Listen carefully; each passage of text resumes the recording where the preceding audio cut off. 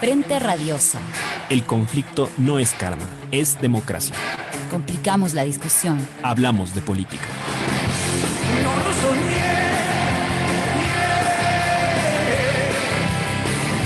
Deja que entre en el tiburón.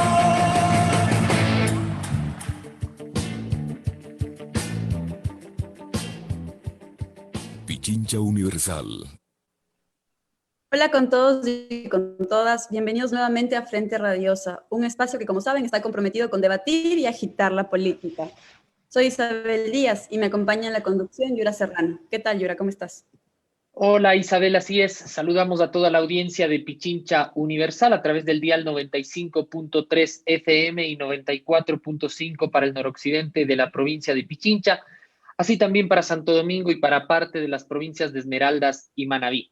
Hoy es viernes 19 de marzo de 2021 e iniciamos Frente Radiosa, porque la política no es karma, sino democracia. Hablamos de frente. Les recordamos que esta es una coproducción del Foro de los Comunes y de Registro Aurora. Pueden encontrarnos en nuestras redes sociales como Frente Radiosa, Facebook, Twitter, Instagram, Spotify e iVoox. Hacemos llegar también, como siempre, nuestro agradecimiento a Línea Dura, medio de comunicación digital ubicado en Nueva Jersey, quienes retransmiten este espacio radial para la comunidad migrante en los Estados Unidos. A Ronnie, por la coordinación técnica desde los estudios centrales y a todo el equipo de producción del programa. Esta tarde aquí en Frente Radiosa conversaremos sobre el inicio de la segunda vuelta electoral y la situación que atraviesa el país. Para ello contamos con la presencia de Fabricio Vela, comunicador con amplia experiencia en periodismo político. También está con nosotros Soledad Angus Frere, abogada y feminista, y Ramiro Aguilar, también abogado y exasambleísta. Bienvenidos, bienvenida. El pasado martes arrancó de manera oficial la campaña de segunda vuelta en el país. Tras más de un mes de un turbulento escenario con incertidumbres y tensiones generadas desde el árbitro electoral, finalmente serán las candidaturas de Arauz y Lasso las que tercien por llegar a Carondelet. Sin embargo, las preocupantes condiciones que atraviesa el país en materia social, sanitaria y económica no dan tregua y no han dejado de deteriorarse. Las muestras del profundo y vertiginoso deterioro que azota al país son varias. Quizás la más notoria y perturbadora es el improvisado plan de vacunación que devela la discrecionalidad y el compadrazgo con que se maneja el Poder Ejecutivo. A ello se suma la reciente publicación de cifras de pobreza y desempleo que, aunque turbias, evidencian condiciones alarmantes de despojo y precariedad, el progresivo aumento de las tarifas de combustibles, la multiplicación de focos de protesta de sectores como los gobiernos locales o el transportismo, entre tantos otros aspectos. Como sabemos, el país no da más, demanda acciones urgentes y la salida de un gobierno que cada vez aparece más desmembrado y a la espera solamente de que se termine oficialmente su mandato. A la par, como decíamos, nos encontramos en pleno de una campaña electoral decisiva. Las candidaturas finalistas han realizado ajustes a su imagen, a la propaganda, a los discursos y a sus estrategias para acercarse al electorado que optó por opciones como Yacu Pérez y Javier Hervas fundamentalmente, y que les permita la no sencilla tarea de cautivar a una población agotada del clivaje hegemónico durante los últimos años, el correísmo versus el anticorreísmo. Los análisis y las reflexiones de primera vuelta pusieron el ojo sobre cuestiones relacionadas, por ejemplo, a la eficacia de las redes sociales, a la contraposición de qué es lo nuevo versus lo viejo, al acierto de mensajes y gestos específicos para sectores poblacionales determinados como las mujeres o los jóvenes. A partir de allí, parecería que las candidaturas actúan con una calculadora y una regla, buscando los pasos y movimientos justos que les permitan, primero, no comprometer ya a su electorado y luego acercarse lo más posible ante quienes deben decantarse por uno de los dos. En el marco de estas reflexiones nos preguntamos entonces si la campaña y el país caminan en el mismo andarivel o si cuestiones fundamentales han sido reemplazadas por pequeños dulces que satisfagan a cada segmento poblacional. ¿Evidencia la campaña una suerte de divorcio entre la política y el marketing electoral? ¿Está haciendo justicia a las candidaturas al país en el que vivimos hoy por hoy? Estas son algunas de las interrogantes que buscamos responder en el programa de hoy de Frente Radiosa. Bienvenidos. Política de frente, porque la política es cambio y conflicto.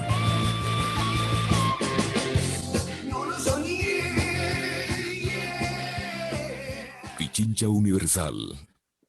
Iniciada la segunda vuelta electoral, el Ecuador se apresta a una profundización de la polarización en la esfera política. Es la característica finalmente de un balotaje, mientras la población libra una batalla de supervivencia literalmente. En ese sentido, preguntamos a nuestros panelistas, ¿estamos ante una campaña que no se corresponde con la situación que atraviesa el país? Fabricio, bienvenido, empezamos contigo. Muchas gracias, Isabel Yura. Gracias por la invitación. Muy honrado de participar en este espacio junto a Soledad Angus, a quien la seguimos con mucha atención permanentemente en las redes sociales, e igualmente a Ramiro Aguilar Torres, con quien hemos compartido diversos espacios de entrevistas y también de opinión. A ver, mientras estábamos ya esperando para poder empezar el programa, me parece que en la radio pusieron uno de estas piezas comunicacionales del gobierno, ¿no? Y entiendo que era la voz de la vicepresidenta cuando decía que hace un año el país contaba contagiados y que hoy, un año después, el país cuenta vacunados. O sea, cuánta mentira en el mensaje oficial que da cuenta justamente de que no hay un reconocimiento del fracaso que ha sido este supuesto plan de vacunación. Yo estoy convencido que el momento que estamos viviendo respecto de la emergencia sanitaria, de lo que ha sido el pésimo manejo de la emergencia por parte del gobierno y el paupérrimo manejo del supuesto plan de vacunación van a ser factores que directamente van a incidir en el proceso electoral. Este viernes ha sido particularmente clave. Este viernes los ecuatorianos asistimos a conocer varios de los personajes, algunos de los cuales ya sabíamos, hay otros que presumíamos que recibieron la vacuna por invitación del gobierno, que aupó que se salten la fila y que logren justamente recibir la vacuna del coronavirus en la fase 0, que estaba destinada a un grupo poblacional específico, que eran los médicos de la primera línea, el personal sanitario de primera línea. Está claro que aquí vacunaron a empresarios, vacunaron a políticos, vacunaron a asesores, vacunaron a periodistas, gente que se presentaba a sí mismo como una suerte de reserva moral. Y en el camino resulta que aprovecharon la primera para medrar del Estado y recibir, saltándose la fila, insisto, la vacuna contra la COVID-19. Y solamente después de esa revelación el gobierno saca un comunicado, que bien lo pudo haber sacado desde el principio, para reconocer que tanto la esposa del presidente de la República cuanto las personas que forman parte del entorno más cercano del jefe de Estado también habían sido inoculados. ¿Por qué se mantuvo hasta el final oculta esa información, negándola u ocultándola? Y esto le ha costado incluso el puesto al propio ministro de Salud, que duró apenas 18 días en el cargo. Yo estoy convencido que estos factores, como digo, esto va a ser uno de los factores que va a incidir de forma determinante, va a ser determinante en el resultado electoral de los comicios del próximo 11 de abril. Este creo que es un primer elemento que quiero poner en el tapete de la discusión para el análisis. Gracias, Fabricio. Soledad, preguntábamos inicialmente si el país está ante una campaña que no se corresponde con la situación justamente que atraviesa en términos sanitarios y en términos económicos. Fabricio ha mencionado, ha puesto sobre la mesa que la cuestión de vacunación ha sido y será un determinante clave de esta campaña, que revela, por un lado, una desconexión entre el ejercicio del poder político y la población. ¿Qué criterio te merece? Gracias, Yura, por la invitación primero. Isabel, igualmente. Un gusto, como dijo Fabricio, también lo sigo igualmente, y un gusto estar compartiendo con él este espacio, igual con Ramiro Aguilar.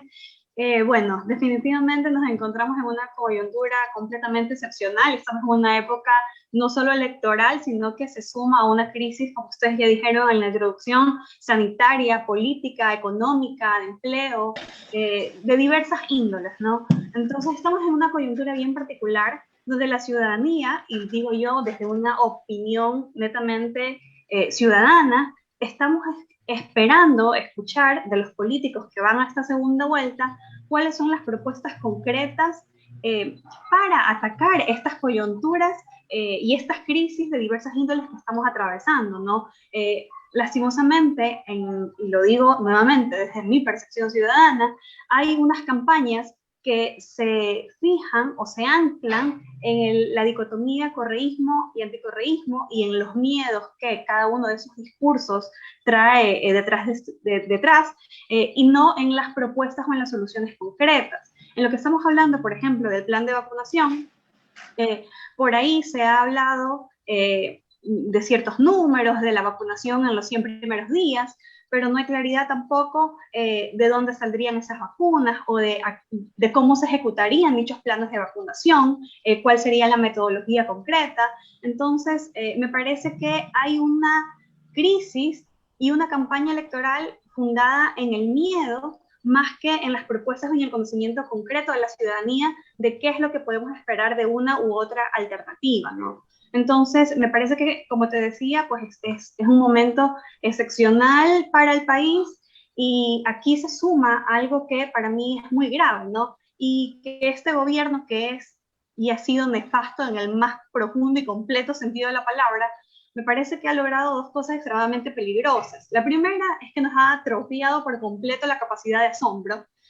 Hace días, me parece que, no sé si fue ayer o antes de ayer, presentó su renuncia el gerente del plan de vacunación y la verdad es que no entiendo cómo nos tomamos tan a la ligera todas las cosas que dijo en esa carta de renuncia relacionado a las presiones que hay, a la falta de tecnicismo que hay en la ejecución del programa, en las órdenes que vienen también de arriba, y eso no tuvo mayor eco hasta hoy que renuncia el ministro, que bueno, es un funcionario de más alto rango, pero sin duda lo anterior nos tuvo que haber escandalizado y sin embargo pasó así como si nada, ¿verdad?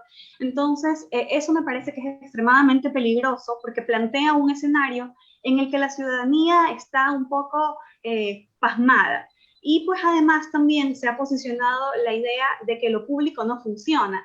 Y creo yo que esto es plenamente deliberado, pues pretende favorecer ciertas tendencias políticas bien específicas, ¿no? Entonces, me parece que, como les decía, es una situación compleja y necesitamos respuestas más específicas y concretas. Gracias, Soledad. Ramiro, hay algunos elementos que se han manifestado ya. Desde tu perspectiva, planteamos igual esta interrogante para abrir el programa. ¿Se corresponde la campaña electoral de segunda vuelta con la grave situación que atraviesa el país? ¿Cuál es tu comentario? Hola, Yura, Isabel, Soledad, Mauricio, un abrazo.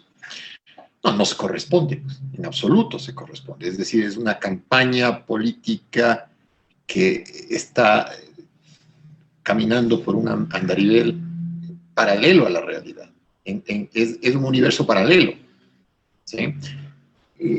Hoy, este viernes, se le acabó la campaña a Guillermo Lasso. Se le acabó. O sea, sencillamente, el hombre debería hacer lo que hizo Carlos Menem en aquella elección en la Argentina, cuando me parece que estaba en segunda vuelta y el balotaje era con Néstor Kirchner. Puede estar equivocado, hay que googlear producción y confirmarme el dato, pero en realidad debería ya decir, señores, me retiro. O sea, no se puede, hay que ir a la elección, pero como Menem, en Argentina no se podía, pero finalmente dijo Menem, vean, hasta ahí nomás llego. Hoy se acaba de morir la campaña de Lasso porque al develarse la lista de estos vacunados Gold, de estos vacunados de oro, se devela el entorno más cercano de Lasso, es decir, asoma Larreategui, asoma Hurtado, asoma Vetter, asoma y el entorno cercano del gobierno, asoma Jarrín. Entonces, tú te preguntas, Isabel, ¿con qué calidad moral un candidato a la presidencia que está rodeado de esta gente, que está asesorado por Jaime Durán, otro de los vacunados Gold, puede presentarse ante el país y decirle, yo quiero su voto en medio de una terrible pandemia, en medio de una enorme crisis económica, cuando su equipo más cercano y sus credenciales de gobierno terminan ser parte de una modalidad de corrupción? O sea, saltarse la fila en un proceso de vacunación no es un ups, chuta, se me fue, no, perdonarán, es un desliz. Ahí hay un tipo como Gonzalo Rosero, por ejemplo, que se ha rasgado las vestiduras todo el tiempo y resulta que también se saltó la fila, igual que Diego Kendo. Ojo, de los que se han publicitado hasta ahora, porque no se han dicho todavía los vacunados VIP y Gold de Guayaquil. Entonces, en ese contexto te digo que hoy, ya independientemente de lo que pase en el debate el domingo, Guillermo Lasso salió de carrera. Porque es impresentable, te repito, impresentable que un candidato quiera mostrar credenciales para ser presidente de la República con ese equipo. Con ese equipo. Segunda cosa es el tema de la brutal ineptitud en el escenario de salud. O sea, la ida del ministro de Salud y, como menciona Soledad, la salida del director del programa de vacunación, no es un tema de un relevo de gobierno estando al final, no. Es que ya ni ellos aguantan las presiones producto de un gobierno extremadamente corrupto. Se fue hace un par de semanas el canciller Luis Gallegos, porque había dado la orden de que retornen los funcionarios diplomáticos políticos y le dieron una contraorden de la presidencia para que se mantenga. Entonces, esa es la segunda lección. La segunda lección es este gobierno ha sido inoperante, corrupto, incompetente, cínico, encubierto por los medios de comunicación, por periodistas igual de cínicos y corruptos que son los que se saltaron la fila. ¿Sí? Y la tercera cosa que hay que mencionar con todas sus letras, pero con todas sus letras, es este quiebre, este país roto que queda. Queda un país roto, Yura, Isabel, Soledad y Fabricio. Un país que está roto. Roto en la fibra más íntima, más sensible, que es la ética pública. Se rompió. Y lo rompió Moreno. Y lo rompió la prensa que lo encubrió. Y lo rompieron los políticos que lo encubrieron. Se rompió. Y lo más complicado del nuevo gobierno será soldar el país, reconstruirlo. Eso será lo más complicado. No te estoy diciendo con esto y con esto, de paso a seguir charlando, no te estoy diciendo que la campaña está terminada, que la elección está ganada. No, lo que te estoy diciendo es que si Lasso tuviera una gota de sangre en la cara, ante el desplome que acaba de sufrir su candidatura producto de la corrupción manifiesta, porque hay que decirlo con sus letras, o sea, no es un tema de saltarse la fila. Ahí hay manipulación, hay abuso de poder, hay conflicto de intereses. Hay un abogado que veo ahí que está vacunado también, que es el abogado de uno de los estudios jurídicos más grandes de Quito, que representa los intereses corporativos más grandes que invierten en el país. O sea, se demostró aquí que esa corrupción de esta gente que se llenaba la boca de un discurso ético terminó rompiendo al país. Y el reto del presidente será precisamente tratar de soldar al país. Y desde luego, el debate del domingo, en el debate del domingo vamos a ver a un Lasso desenfrenado, tratando de acusarle a Arauz de todo lo posible en relación con el gobierno de Rafael Correa, y espero que Andrés tenga la suficiente mesura como para responder lo que el pueblo público quiere, que es saber sus políticas de gobierno.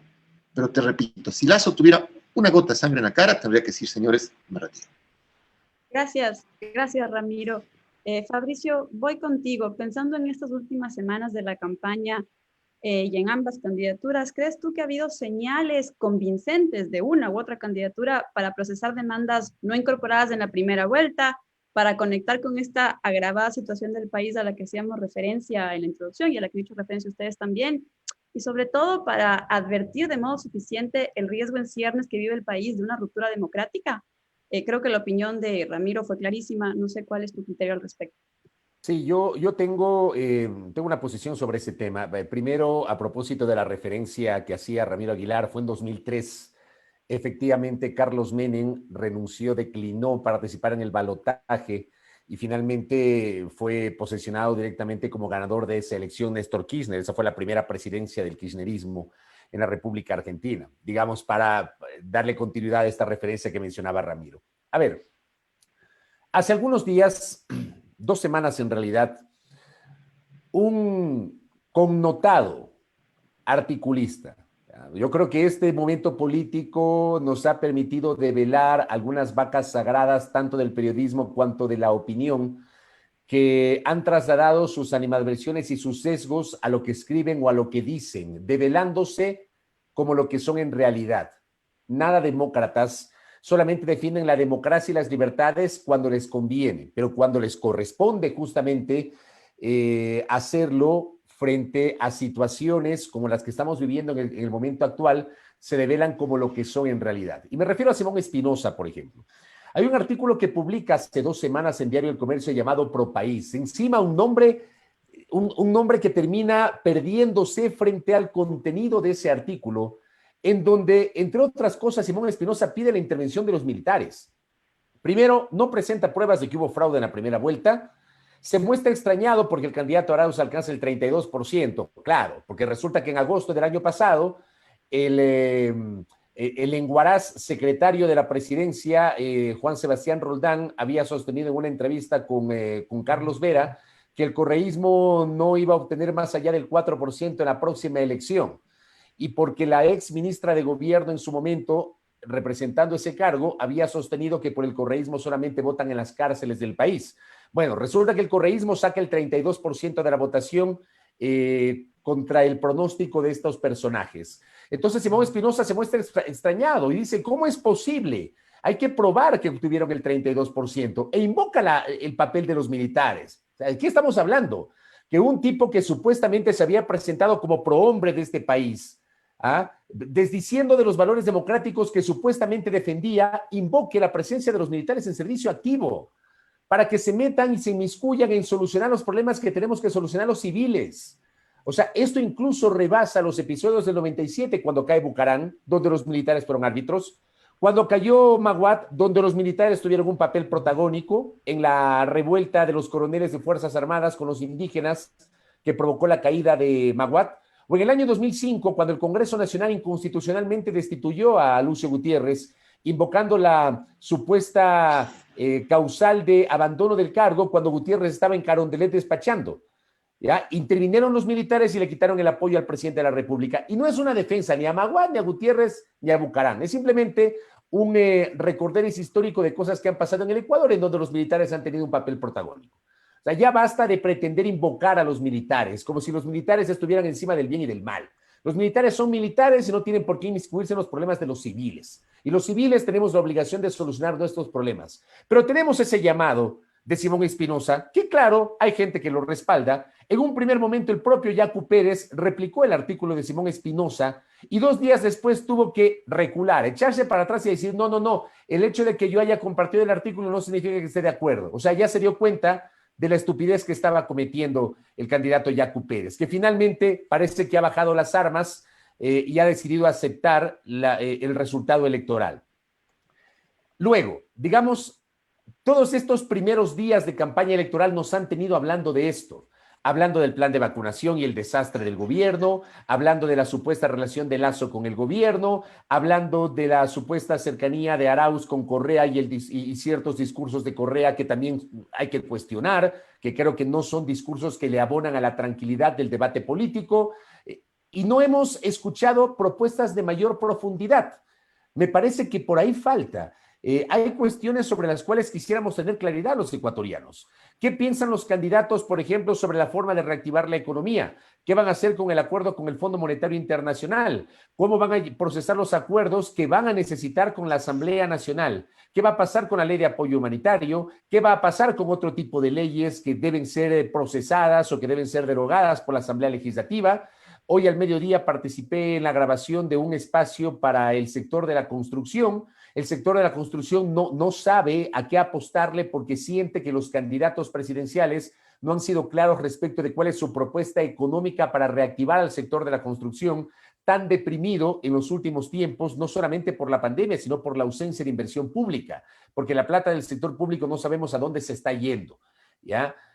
Creo que falta mayor eficacia incluso en la discusión sobre la postura de los candidatos sobre los derechos de las mujeres, sobre los derechos reproductivos. Me parece que en algunos espacios se adornan determinadas posturas, pero no se dice con profundidad qué se va a hacer con esos temas.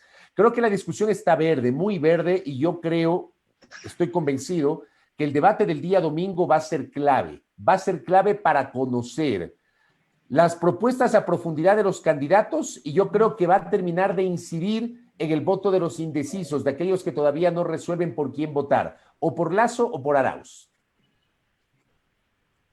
Ok, Fabricio, muchas gracias. Soledad, voy contigo. Tú iniciaste tu primera intervención diciendo que justamente esta dicotomía correísmo-anticorreísmo sigue marcando la cancha del juego y que de alguna manera el miedo se ha tomado la posta y ha dejado por fuera a las propuestas en esta segunda vuelta. ¿Te parece que eso es una característica de ambas campañas, de ambas candidaturas que no han logrado procesar demandas no incorporadas?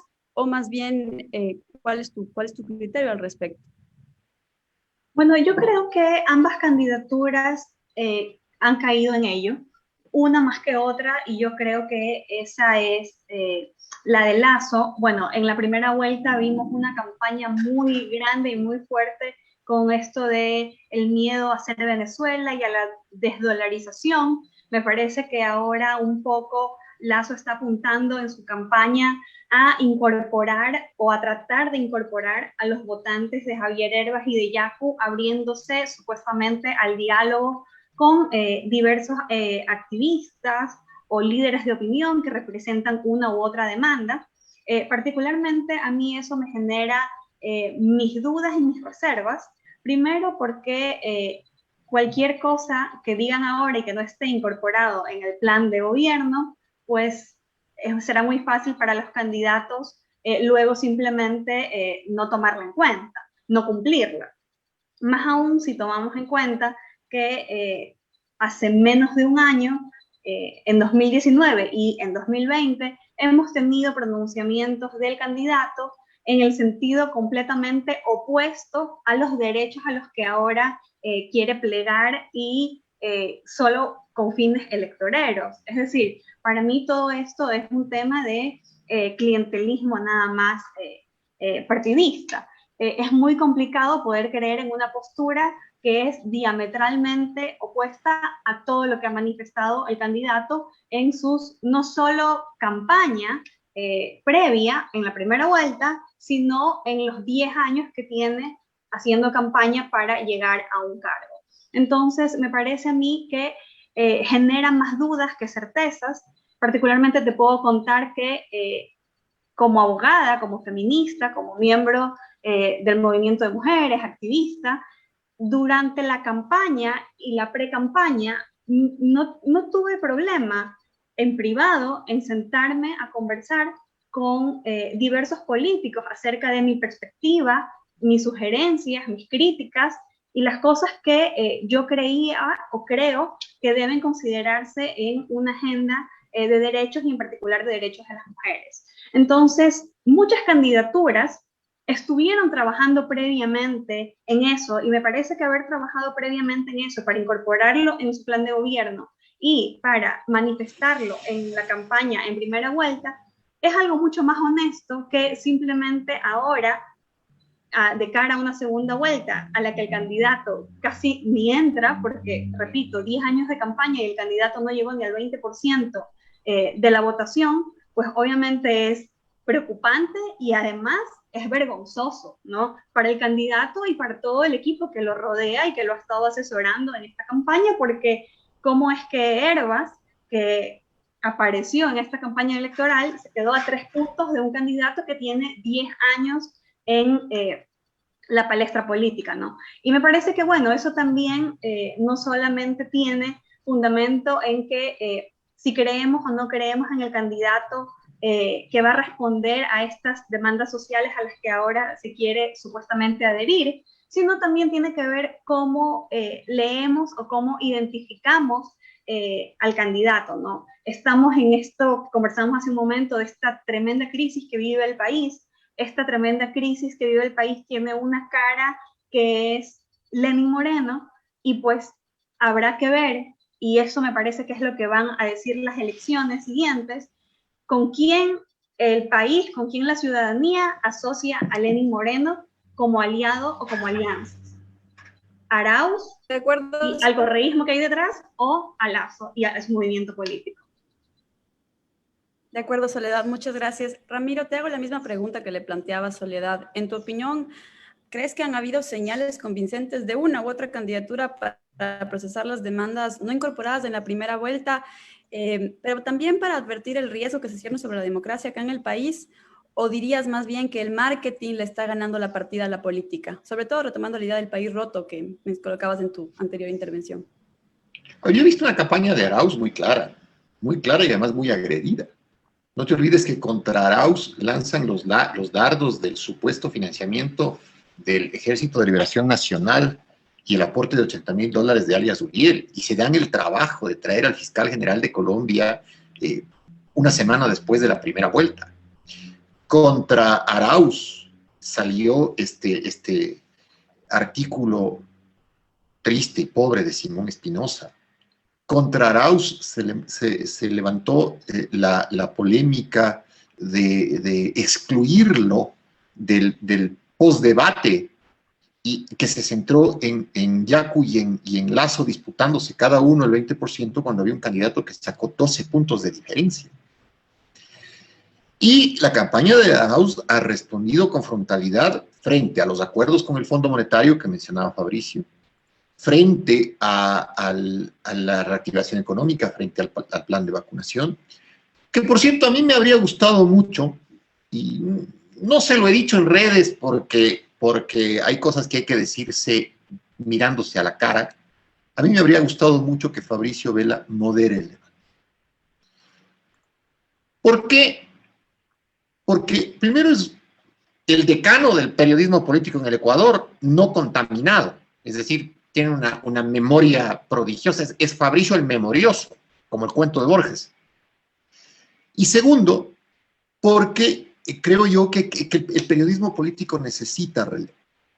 Entonces, el debate del domingo, que coincido con él, va a ser un debate importante, tiene que abordar temas como estos. Mira, ¿cómo van a solucionar el problema de las cárceles, que nadie menciona? Hay 80 muertos, decapitados, motines en 3 ciudades. Tienes que abordar eso en el debate presidencial. Tienes que abordar cómo vas a resolver el tema de las vacunas. Tienes que abordar qué vas a hacer con los acuerdos con el fondo. Tienes que abordar qué vas a hacer con el extractivismo. Tienes que abordar qué vas a hacer con el empleo, qué vas a hacer con la renta básica universal, qué vas a hacer. O sea, si es un cruce de insultos, yo les daría 3 minutos en el debate. Les diría, a ver, tienen 3 minutos para mentarse la madre, por reloj. Ya, se mentaron la madre, ok, vamos a los temas de fondo. Pero esos temas de fondo no se topan. Y no por un ejercicio de marketing político solamente, sino porque es un país que está en soletas, es un país que está destruido. Y el político tiene que venderte esperanza. Sí, o sea, si tú vas a un debate y le dices al electorado, vean, el país está jodido, nos vamos a sacar la madre, no, yo quiero esperanza, ¿sí? Y quien conduzca el debate, por eso mencionaba el tema de Fabricio, quien conduzca el debate tiene que saber orientar la discusión. Ahora, la señora Bernal que ha sido elegida, primero, es mi opinión personal, trabaja en un medio de comunicación que es abiertamente sesgado y es un medio que hace activismo político de derecha. Segundo, públicamente ha emitido tweets que han inclinado la balanza de su percepción en contra de la candidatura de Arauz. ¿Sí? Y tercero, es la moderadora, corríjame por favor si estoy equivocado, de los debates que ha armado la Cámara de Comercio de Guayaquil. Entonces, yo creo que si bien el debate es importante, si los candidatos cometen el error de mentarse la madre en un esgrima de acusaciones, la gente lo que va a hacer es apagar la televisión. Los candidatos tienen que responder a los hechos. Lo que decía Yura al inicio del programa, es decir, no puede haber una campaña divorciada de los hechos, y los hechos son desempleo, enfermedad, muerte, delincuencia, inseguridad, corrupción de la justicia, etc. Y en ese orden de cosas, también tienes que meter el tema de derechos, es decir, tienes que meter el tema del matrimonio igualitario, el tema de la legalización del aborto, pero son temas tan altamente conflictivos, Isabel, tan altamente conflictivos, que el rato que metes eso en una discusión, olvídate, se olvidó el resto, la gente reacciona con mucha pasión frente a los temas.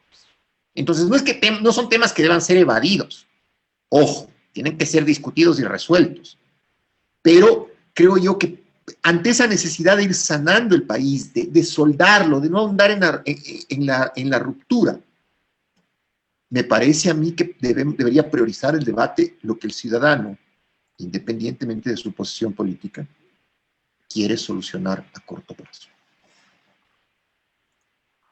Gracias, Ramiro. Se ha mencionado ya digamos, la importancia que tendrá el debate presidencial de este domingo y sobre todo en un escenario de segunda vuelta donde, digamos, no hay 16 opciones y está bastante claro y definido que son dos quienes tienen que librar y de alguna manera convencer al electorado que no lo hicieron en la primera vuelta. En aras de seguir trabajando esta idea planteada en el programa, que es si se corresponde la campaña política que estamos viviendo con la situación del país, Fabricio, quisiéramos preguntar, ¿crees que justamente el debate sea esa posibilidad de evidenciar, de que el ciudadano pueda mirar en plenitud de sus condiciones a los candidatos, es decir, más allá de estos mitos, de estas imágenes, de estos imaginarios que hay de cada uno, digamos, por un lado la cintura de un candidato que hace pocos meses se manifestaba en contra de las reformas al Código de la Salud y que hoy ha dicho que respetará y que incorporará en su agenda el tema de derechos de las mujeres, y que por otro lado hay esta imagen que se quiere posicionar o que se posiciona de que, digamos, no sería él el presidente, que Arauz no sería él, sino que es, digamos, un títere de el expresidente Rafael Correa. ¿Sorteará este marco el debate presidencial del domingo? A ver, creo que para todos, primero quiero agradecerle a Ramiro Aguilar por la generosa referencia que hizo sobre mi persona, ¿no? Y permítame, por favor, aprovechar este espacio para con total humildad agradecer a mucha gente que creyó en la posibilidad de que quien les habla sea considerado para moderar ese debate. Yo estaba convencido que eso no iba a pasar, no iba a pasar. Yo tengo los pies bien puestos en la tierra, estaba seguro, pero no puedo negar que me ilusionó esa posibilidad. O sea, me ilusionó por el cariño de la gente, porque yo la siento como un reconocimiento tal vez a lo que uno trata de hacer poco a poco y cada día en el periodismo, con los errores propios de un ser humano. Y le deseo suerte a mi colega Andrea Bernal. Yo espero que el debate esté a la altura y estoy seguro que ella tiene la suficiente capacidad para moderar ese debate. Ahora, este debate es importante, es histórico, porque será la primera vez en 34 años que tendremos en 37 años, perdón, que tendremos a dos candidatos presidenciales finalistas frente a frente. Miren ustedes cómo en el Ecuador, este país que no tiene cultura de debate, tuvieron que poner en la ley la obligación del debate entre finalistas presidenciales para que luego del debate del año 84 volvamos a tener un debate entre dos candidatos que se disputan justamente el balotaje aquí en el Ecuador. Porque claro, después del famoso debate de Borja con Febres Cordero, la historia dice que ese debate terminó inclinando la balanza a favor de Febres Cordero, pese a que Borja había ganado la primera vuelta electoral en el año 84, y a partir de esa experiencia, nunca más los finalistas volvieron a debatir, porque aquí se ha manejado históricamente esta suerte de estrategia en el sentido de que el que está primero no debate con el que está segundo, mientras el que está segundo se muere por debatir con el que está primero. Y eso ha aplicado en varios espacios y en varios cargos de elección popular. Hoy vamos a tener este debate que será obligatorio. Se van a ver frente a frente. Y creo que va a ser así como se ha planteado en este espacio, en el sentido de que será un debate en el cual indefectiblemente estarán marcadas las posiciones respecto de este clivaje del correísmo y anticorreísmo. O sea, lamentablemente, y lo mencionaba Soledad hace minutos, nosotros seguimos siendo parte de una sociedad, lamentablemente, en la que seguimos los ciudadanos en el medio de la disputa del correísmo y del anticorreísmo.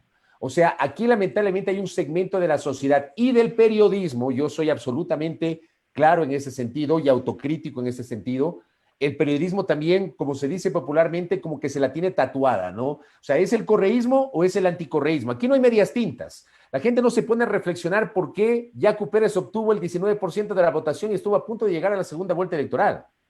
Aquí hay un segmento de la sociedad que no entiende o no analiza por qué Javier Hervás obtiene cerca del 16% de la votación contra todo pronóstico, porque Hervás en las encuestas no llegaba al 4% y resulta que termina obteniendo un 16%. ¿Por qué obtiene 16% Herbas? ¿Por qué 19% obtiene Yacu Pérez? ¿Por qué Lasso estuvo a punto de quedarse fuera de la segunda vuelta electoral? Porque seamos claros, hay un segmento de la sociedad ecuatoriana que quiere una tercera vía, que quiere o que quería una tercera alternativa, ¿ya? Y resulta que a este segmento de la población, de alguna manera, hay un segmento de la opinión pública que la ha minimizado y que siguen hablando del famoso clivaje correísmo-anticorreísmo. El debate del día domingo va a circunscribirse en ese clivaje. El país va a necesitar que respondan con precisión y allí viene la importancia de la moderadora en este caso, de conducir y de alguna forma orientar el desarrollo del debate a que los candidatos respondan a las inquietudes de esta gran agenda que ha sido elaborada previamente por el Comité Nacional de Debates, que debo decir creo que está recogiendo muchos de los temas que se requieren, que requieren respuestas por parte de los candidatos. Ojalá que los candidatos no se vayan por las ramas, ojalá que los candidatos respondan con eficiencia a las inquietudes y que se diga lo que se tenga que decir en la cara, pero que el ataque no sea personal, sino con base en las propuestas, que sea un intercambio de propuestas o de ideas, que se diga lo que se tengan que decir, pero que no se circunscriba un ataque personal. Yo creo que de verdad, yo al menos en lo personal, yo estoy cansado de esta disputa. Yo decía hoy en la mañana en mi programa de radio, yo estoy harto del odio, de verdad. Este país se ahoga en el odio, y lamentablemente los medios de comunicación somos responsables del odio en el cual nos estamos desenvolviendo. Gracias, Fabricio. A este elemento final que tú has traído a colación, digamos, el odio, quisiera sumar aquello que Soledad mencionaba previamente respecto al miedo, que inclusive con un programa previo realizado justo con Ramiro había salido, ¿no? La presencia del miedo en un escenario de, digamos, el desgobierno generalizado, se ve en la gestión de la pandemia fundamentalmente, y un elemento que también se ha mencionado antes, que es la esperanza. Soledad, te pregunto a ti, ¿crees tú que en un escenario tanto de confrontación abierta como el que existe, es decir, de odio y quizá más evidenciado en las redes de un intercambio ácido que existe y del miedo anclado en la población, hay la capacidad de las candidaturas de generar esperanza? El domingo faltarían 3 semanas para las elecciones. ¿Qué candidatura podría acumular esa esperanza y reconectar políticamente con la sociedad? Bueno, ¿qué candidatura puede hacerlo? Dependerá de cada uno de los candidatos precisamente cómo se presenten en este evento que está generando tan altas expectativas, ¿no? Y como hemos dicho, y como lo he dicho ya desde el inicio, me parece que esta campaña del miedo es una campaña que no va más, que me parece que los números que sacaron los candidatos en la primera vuelta lo reflejan, porque hubo un alto porcentaje del electorado que no respondió a esta campaña de miedo, sino a otras expectativas.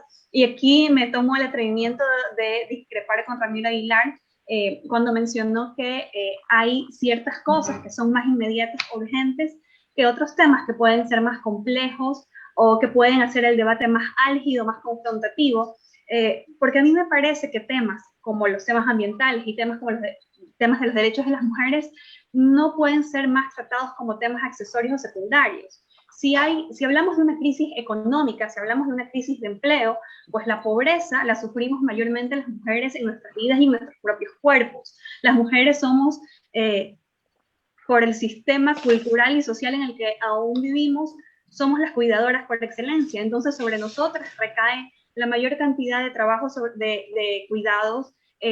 Las brechas salariales nos afectan más a nosotros, el desempleo nos afecta más a nosotras.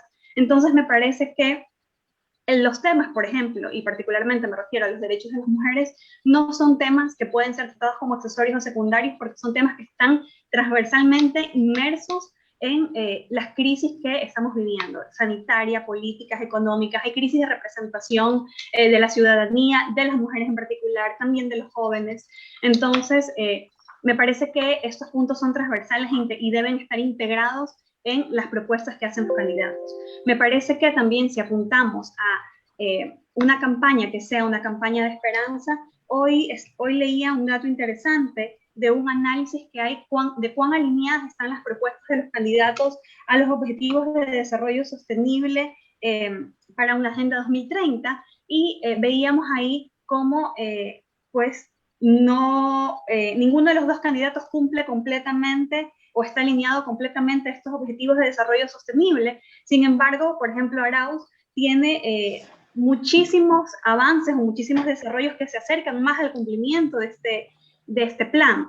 Lazo, en cambio, tiene unos parámetros, digamos, bien críticos ahí. Entonces, estos temas donde hay temas ambientales, donde hay temas del cuidado del planeta, que pensamos que pueden ser accesorios en su momento, pero que, como dije, el electorado sí le importó al electorado y así lo reflejó en su voto en la primera vuelta, pues pueden ser justamente la herramienta que dé ese atisbo de esperanza a la campaña.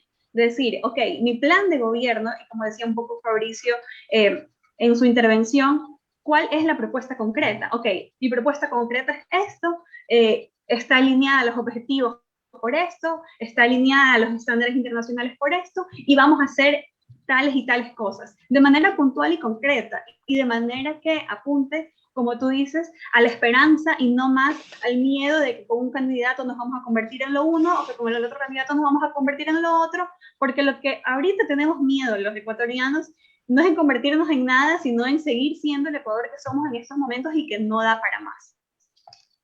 Gracias, Soledad. Ramiro, a falta de poquito más de 3 semanas para el día de las elecciones, tomando tu idea inicial con la que abrías el programa, es decir, ¿cuánto pasará la factura, este enojo, este cabreo de la población hacia la descomposición institucional evidenciada en la gestión de la pandemia? Retomo la pregunta que planteaba a Soledad. ¿Hay capacidad de generar esperanza o transformar en clave positiva, o lo que viviremos de aquí hasta el día de la elección, lo que se espera es una suerte de la traducción de un voto de rechazo a las condiciones actual de vida que atraviesa la población? A ver, es que van a votar por la esperanza.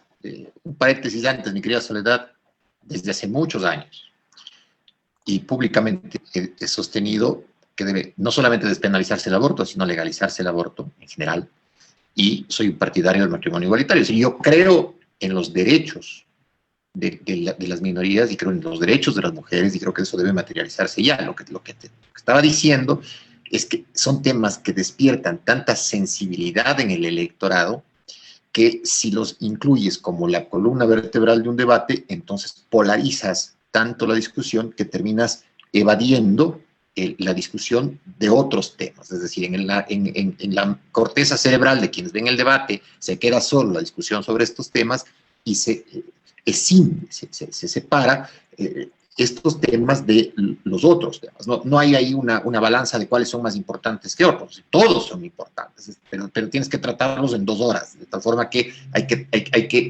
que llenar de esperanza lo que dice Yuri. En un debate tienes que llenar de esperanza. ¿Por qué? Porque el Ecuador, si no habría tenido las elecciones, que son la válvula de escape para el cabreo de la población, no sé qué habría pasado.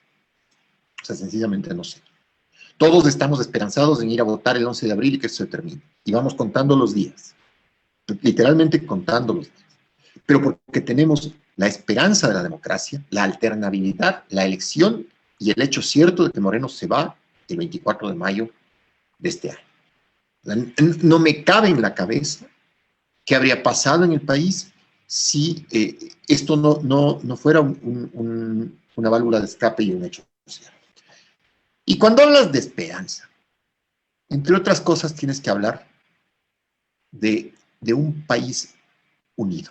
O sea, el Ecuador será inviable absolutamente en la medida en la que tengas 2 bandos que se odian unos a otros. Será inviable, ¿verdad? Sencillamente no. Pues hay una linda película, y me parece que se da, de un niño hindú que se quedó náufrago en una balsa con un tigre de Bengala. Tuvieron que permanecer niño y tigre durante algunos días en el mar.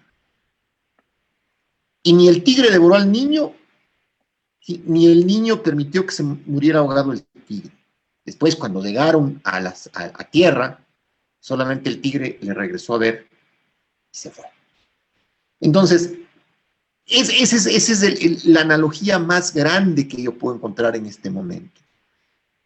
Si bien Pepe Mujica decía, todos estamos en el mismo mar, pero no necesariamente en el mismo barco, yo te digo, Eso está bien como para la poesía, pero en realidad los de derecha, los de izquierda, los neoliberales, los progresistas, los religiosos, los ateos, estamos todos circunscritos a un país que se llama Ecuador. Y aunque ciertamente es un país plurinacional y es un país pluricultural, tenemos elementos de nación que nos combinan a trabajar juntos para grandes objetivos nacionales, de erradicar la pobreza, fortalecer la educación, la salud, la seguridad social, la seguridad, la institucionalidad. Pero eso no va a ser viable, sencillamente no va a ser viable, si los progresistas se odian con los neoliberales, si los conservadores se odian con los progresistas, si los religiosos se odian con los ateos. El odio, y es lo que dice Fabricio, lo dice perfectamente bien, el odio es el virus que nos está matando, más que el COVID. Más que el COVID. Mira lo que te estoy diciendo, más que el COVID. Y eso que el COVID se ha cobrado 40,000 víctimas en cifras no oficiales. Y el odio cegó a buena parte del Ecuador respecto de la responsabilidad directa que tiene el gobierno de Moreno sobre esas 40,000 víctimas, y el odio cegó a los grandes medios corporativos, que no te olvides tú que en la parte más dura de la pandemia no ponían las cámaras para no mostrar los muertos en las calles de Bolivia. Entonces eso es una cosa inviable, es una cosa de locos. Y no es que uno quiera al final del día volverse un pacifista de la década del 60, del siglo pasado, y todo paz y amor. No, pero es un tema de realidad, es un tema de que el país no puede seguir roto. Y una de las cosas que a mí me gustaría escuchar en el debate es que ambos candidatos daban un gran acuerdo nacional. Por ejemplo, sería un puntazo de Lazo que en el momento del debate anuncie una amnistía para los presos políticos de octubre, por ejemplo, y un gran acuerdo nacional. Sería un puntazo de Arauz, pero un puntazo de Arauz, que circunscriba su gobierno a la búsqueda legítima de quienes han cometido delitos durante el gobierno de Moreno y no a una revancha política. Ramiro, discúlpame que te interrumpa, pero nos estamos acercando ya al final del programa y quisiera darle un minuto al menos a Fabricio y a Soledad para que nos compartan también sus opiniones finales en función de lo que hemos conversado y retomando los códigos en los que ustedes han planteado este diálogo. De aquí al 11 de abril, ¿va a primar el voto de rechazo o el voto por soluciones en común como país? Fabricio, 30 segundos. Gracias. Suscribo lo último que dijo Ramiro Aguilar fundamentalmente. Sería fabuloso que se plantee un acuerdo nacional con temas mínimos, ¿no? Temas mínimos independientemente de quién gane la elección del 11 de abril. Yo quiero insistir y quiero dejarles este mensaje, de verdad. A ratos siento que este país es inviable. A rato siento que este país es invivible. He perdido totalmente la fe en lo que nosotros somos como prensa y como medios de comunicación porque estamos muy lejos de la autocrítica.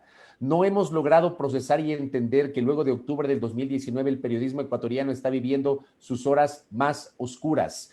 Una grave crisis de credibilidad que no tiene precedentes en la historia de los medios de comunicación en el Ecuador. Solamente cuando lo entendamos desde el sector que yo represento y que integro, y que hagamos un ejercicio de autocrítica y que ampliemos el abanico de discusión, estoy seguro que tendremos un mejor periodismo en el Ecuador. Y esto lo ato directamente con el odio, lo que pasó el día de ayer, por ejemplo, con la difusión de un extracto de una entrevista que, si bien es cierto, no es nueva, es una entrevista que devela justamente esto que estoy señalando, el odio, la animadversión. Y lo decía también hoy en la mañana, hay gente que ya debería retirarse de seguir ejerciendo la opinión pública. Deberían dar un paso al costado. Algunas vacas sagradas que perdieron el norte, que están consumidas por el odio, vean, cierren su cuenta Twitter y váyanse a descansar. Y dejen que el periodismo lo manejemos otros. Porque de verdad, o sea, ya llegamos a un punto en que esto ya es invivible, invivible. Gracias, Fabricio. Soledad, tus ideas finales. Gracias, Isabel. Bueno, definitivamente que es imposible no concordar con lo que han dicho Ramiro y Fabricio en relación a la necesidad de estos acuerdos mínimos. El país necesita un acuerdo, un pacto ético de manera urgente, un pacto de no más persecución política, un pacto de no más corrupción. Eso es trascendental.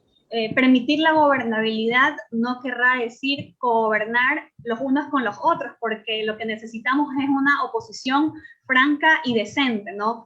No más intentos de boicotear a un gobierno con el cual se termina boicoteando a todo el país y pues mirémonos cómo estamos ahora, ¿no? Me parece que eso es trascendental, me parece que ambos candidatos tienen el reto de superar eso, porque si bien Lasso ha tenido una campaña de miedo muy marcada, no creo que se puede quitar razón a los líderes o movimientos sociales que también temen en la candidatura de Arauz, fundado en actos o hechos que se dieron durante el correísmo, ¿verdad? O sea, el gobierno de Rafael Correa. Me parece que es importante un acto de reflexión, de cambio y de posicionarse Arauz como lo que es, el candidato. No permitir que sea otra figura la que reemplace su posición de él como el candidato y como el posible futuro presidente. Gracias, Soledad, Fabricio, Ramiro, les agradecemos, sin duda, seguro se nos quedan varias ideas por discutirlas aún, lo reproduciremos en espacios siguientes. Hemos llegado al fin de Frente Radiosa, los invitamos a que nos sigan el próximo programa. Muchas gracias.